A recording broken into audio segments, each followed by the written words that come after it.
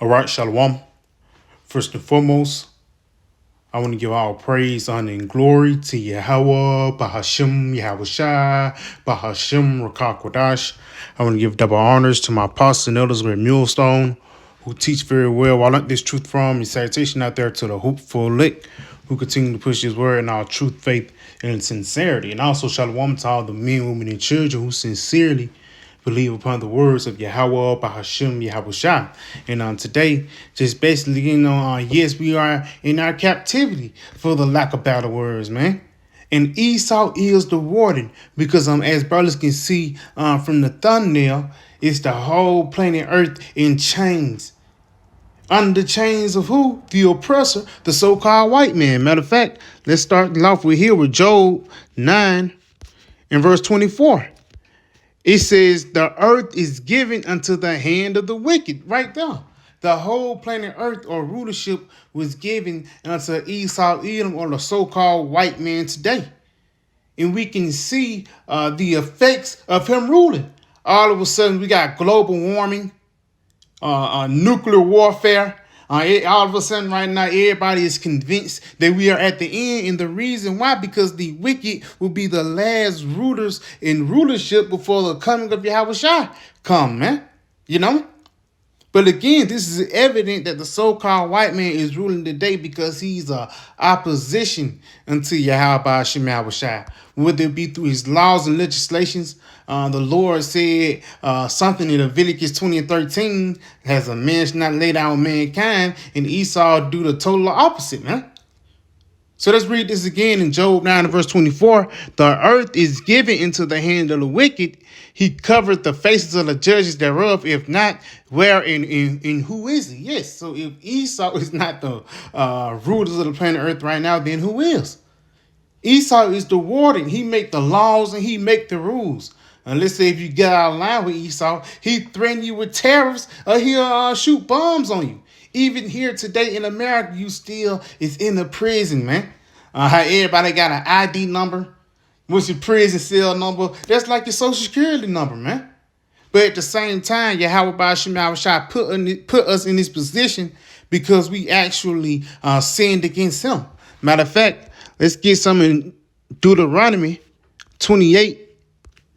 And let's jump down to verse 15. Deuteronomy 28 and verse 15. It says, but it shall come to pass, if thou wilt not hearken unto the voice of the Lord thy power, to observe to do all his commandments and his statutes, which I command thee this day, then all these curses shall come upon thee and overtake thee. Yes, because basically it was a time when we made a covenant. We had a covenant with the Lord. And we broke the contract. We didn't keep the laws. And ultimately, there was the perfect setup for Yahweh to come and save us now, man. But at the same time, going back then, since we broke the law in the ancient world, we had to pay for it. For the lack of better words, like in modern day time, if you do the crime, you got to do the time. So Israel had to physically do the time by going into captivity. That's a part of the curses, man. Matter of fact, it says it down here in Deuteronomy 28. And I'm going to start at verse 68. It says, and the Lord shall bring thee into Egypt again with ships by the way whereof I spake unto thee. Thou shalt not see it no more. And there you shall be sold unto your enemies. Yes, who was sold unto Esau Edom, the warden of our captivity, man. He's the warden of the prison America, man. Because people say the land of the free and the home of the brave, but you're not free here, man. Really, we're not going to be free until Yahweh Shai returns, man. You know? So let's read this again. Deuteronomy 28 and 68, continuing on, it says, and the Lord shall bring thee into Egypt again with ships. By the way thereof I spake thee. We know this talk about the international slave trade. Thou shalt not see it no more again. And there you shall be sold unto your enemies for bondmen and bondwomen, and no man shall buy you. And right there again, that's the perfect setup for Yahweh Shai to buy us, man. But at the same time, the Lord had to put us through a rigorous captivity, and not under the hands of just, our enemy as in the Assyrians or our enemy as the Babylonians, but our enemy as Esau Edom. You have to realize this beef between Jacob and Esau is nothing new. No, this beef between Jacob and Esau is actually comes from the beginning. And just imagine how they doing us now. Imagine us how we was doing them in the time of Solomon, in the time of David, man. Real quick, let's get something just to bag that up. And Esau being in captivity, Esau being the power that's in rulership right now, and he's oppressing Esau. Esau is oppressing Jacob. Salakia. Let's get this in Sirach 25 and verse 14. It says, "In any affliction, but the affliction of them that hate me, in any revenge, but the revenge of enemies." In Esau, modern day Edomites, especially the upper echelon, the Amalek, the double O's, the 48ers. You know what I'm saying? For the lack of better words, those people want revenge from Jacob and Esau, man. From us getting that blessing. You know? That's why you can see these devils have different snares and trapped up for Jake, whether it be in the form of drill, rap music, or in the form of Planned Parenthood, or even these wicked and crazy doctrines that Esau is spitting out every day, man. On every side, Esau is afflicting Israel. This real revenge. This guy hates you so much, he'll poison the water and kill some of his folks just so he can get to you, man. And you're going to see that time, especially in time of Jacob's trouble. But let's continue on, though, at verse 15. It says, "There is no head above the head of a serpent, and there is no wrath above the wrath of an enemy." And the Lord did use his wrath on us by the form of Esau. Perfect example, the Lord actually used Esau as his sword.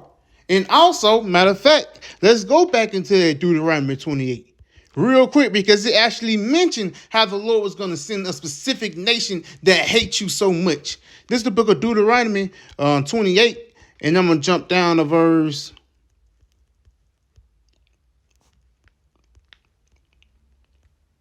Yep, here you go. This Deuteronomy 28 in verse 48, it says, matter of fact, in verse 48, it says, "Therefore thou shalt serve thine enemies, which the Lord shall send against thee." So the Lord actually set up the international slave trade to punish us.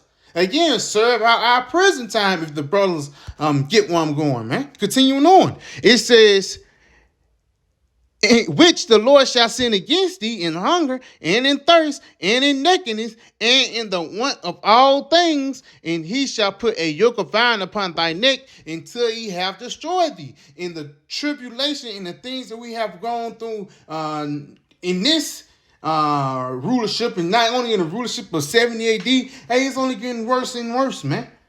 It was a point these guys recorded it. And the archetypes of you jacking us, for the lack of better words, robbing us, and even Monday transferred to the days of Martin Luther King when guys was getting dog sick on them. They got a museum down here in Birmingham celebrating the downfall of Israel, man.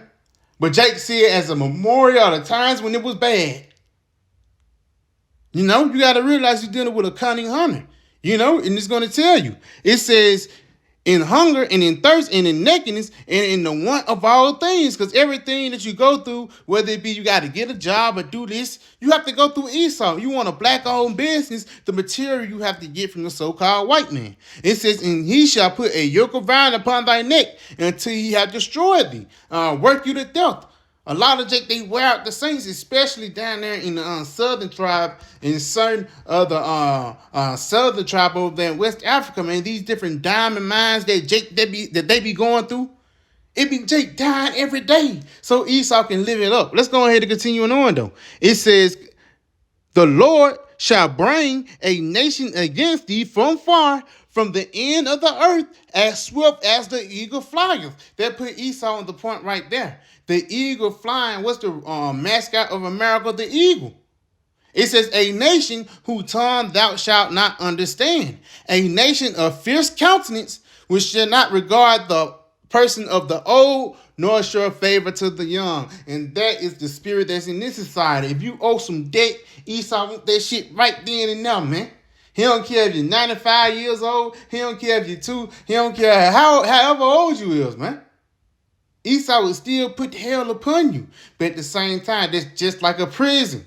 They treat all the prisoners the same. Whether you don't, at the end of the day, if you 95, it ain't like they gonna have mercy on you and say you ain't gonna get the electric chair. You need a form of mercy.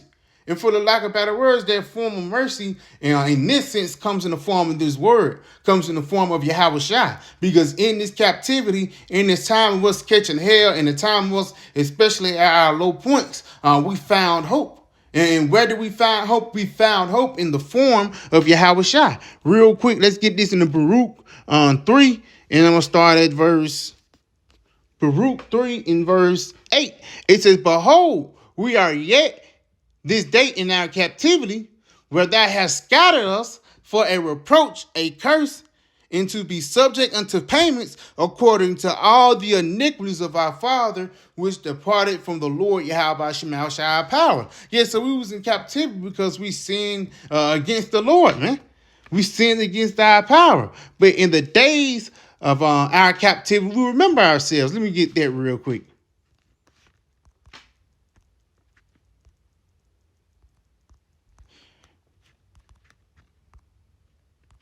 Please bow my him. Because again, in the midst of this low captivity, in the midst of all the hell that we're going through, for the lack of better words, Yahweh Shema Shai had put us in the form of mercy by giving us this word, this truth, this understanding. Let's get this real quick.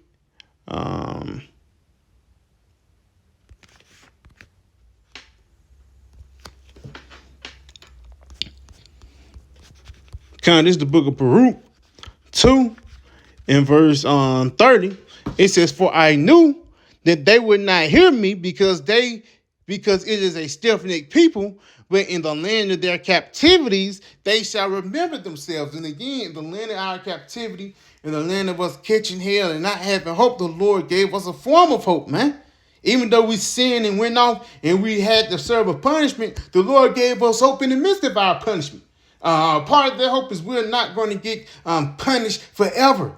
Again, this is the last ride for us serving. It's not going to be like the Assyrians are going to pop up again, or the Babylonians, Xerxes is going to be reincarnated, and we in the Median Persians again. No, man. At the end of the day, the will of Yahweh Ba'ashem Yahushai will be done, man. And the part of the will of the Lord is for us to be raised up in the midst of our hell, man, or in the midst of our captivity. That's why it says in the land of our captivity, we shall remember ourselves. It says, and shall know that I am the Lord, Yahweh Shema Shai, their power, for I will give them in heart and ears to hear. Yes, one of the best things to hear when you in jail is you getting out. You hear your name called, you're getting bailed out, you happy, man. It's a sense of joy. So imagine when the Lord get us out of these physical chains and this physical hell that's Babylon the Great. Continuing on, and they shall praise me in the land of their captivity and think upon thy name. So guess what? In the midst of our hell, in the midst of the shit that we're going through, we're going to still praise the Lord. Because at the end of the day, we have hope that we're going to get out of here, man.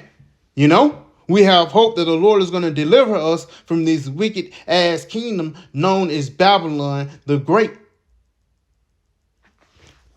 Let's get this real quick. This is the book of Isaiah 51.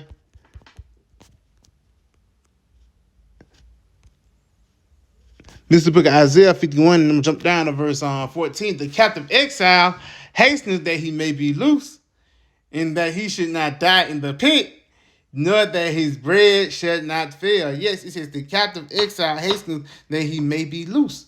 So again, in the midst of our captivity, in the midst of the hell that we're going through, we still praying unto the Lord and hoping that we be loosed, man.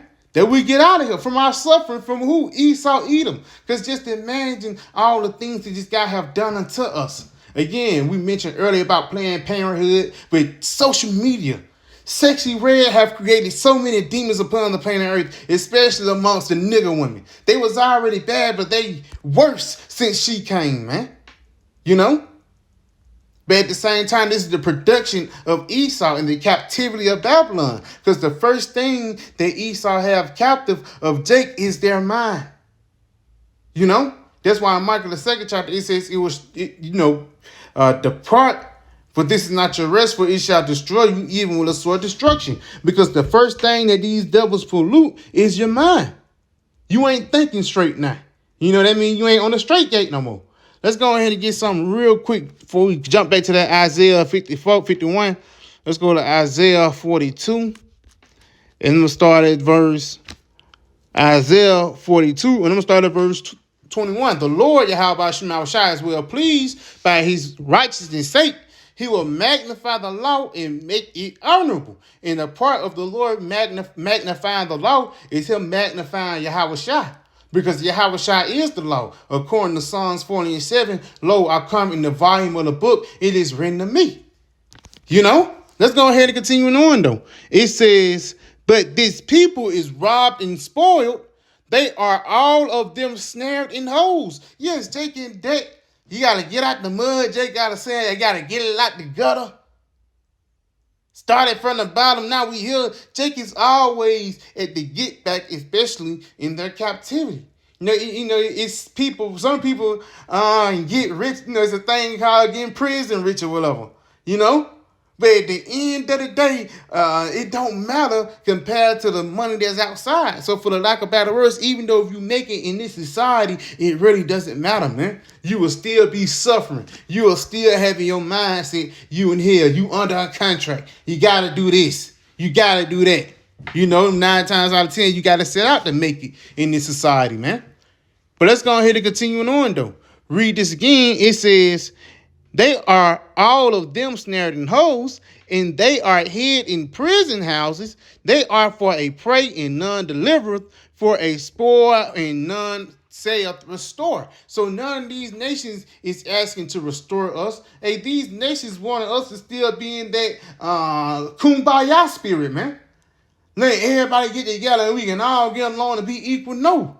We in the time when the Lord is restoring the nation of Israel once again, going back to Amos 9th chapter, rebuilding the house of David. And how does he restore us? First with his word and with his truth. Matter of fact, let's get some real quick in the book of Ephesians 2. And I'm going to jump down to verse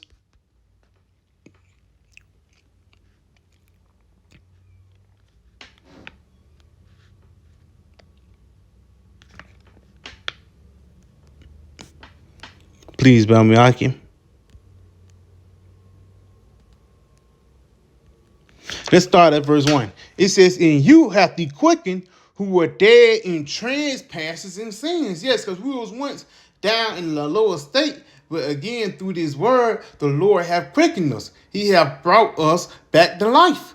Matter of fact, let's go ahead and jump down. Verse 5, even when we were dead in sins, hath quickened us together with a Mashiach. By grace are ye saved. Yes, we was once dead in sins, living in this world, living in the society, trying to make it in Babylon until the Lord came with this truth. Now, that don't mean just be careless and forget about yourself, but no, that just means you have something to look forward to, man. Not to really invest in this place, but invest in Yahweh Shem Yahweh Shai. Your spiritual memory bank, like the elder I always say, man. Let's get this real quick. It says, and hath raised up together and made us, I skipped the point. Read this again. It says, for even when we were dead in sins, hath quickened us together with a Mashiach. By grace are ye saved. And has raised up together. Yes, that lower state. The state of captivity, the Lord has raised us up together and made us sit in heavenly places in Mashiach Yahweh Shai. So through Yahweh Shai Mashiach, the Lord has risen us up. Matter of fact, let's go ahead and go back right here to the book of Baruch. Let's go back to the book of Baruch, the 3rd chapter, real quick. Baruch 3.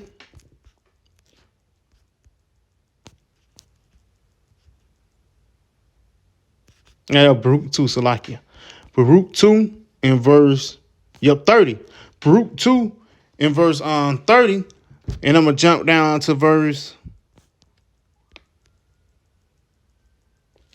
Let's go ahead and continue on to verse 33.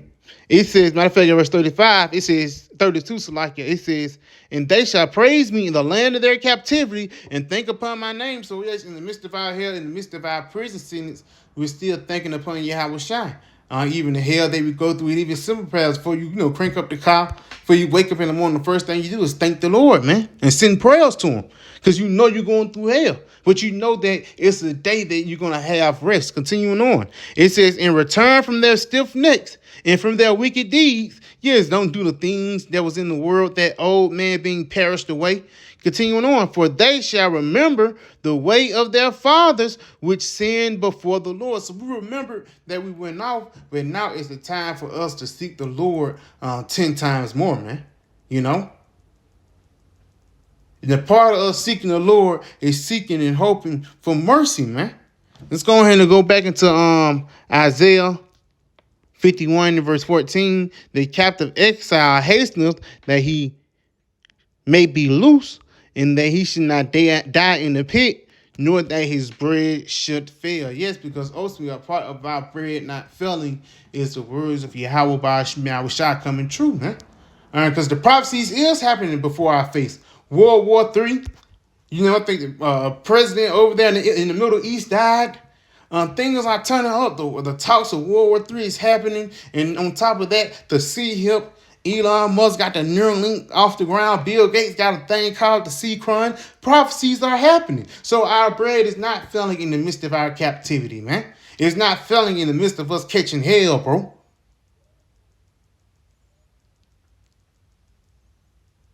So yeah, I pray this video was edifying. I want to say, call halal yimla Yahweh, Bahashim Yahweh Shai, Bahashim Rekakwadash. I want to give double honor to my apostle elders, great millstone, and Shalom.